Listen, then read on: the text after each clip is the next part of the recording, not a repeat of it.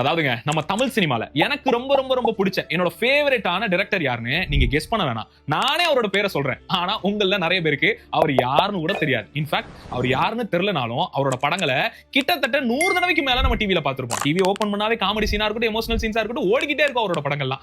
இன்னைக்கு காலகட்டத்தில் கூட அவரை மாதிரி படம் எடுக்கிறதுக்கு ஆள் இல்லைன்னே நான் சொல்லுவேன். ஃபெமினிசமா இருக்கட்டும், கம்யூனிசமா இருக்கட்டும், வாழ்வியலா இருக்கட்டும், அரசியல் காமெடியா இருக்கட்டும், குடும்ப வாழ்க்கையா இருக்கட்டும், இது எல்லாத்தையும் கலந்து ஜனரஞ்சகமான படத்தை கொடுப்பாப்ல.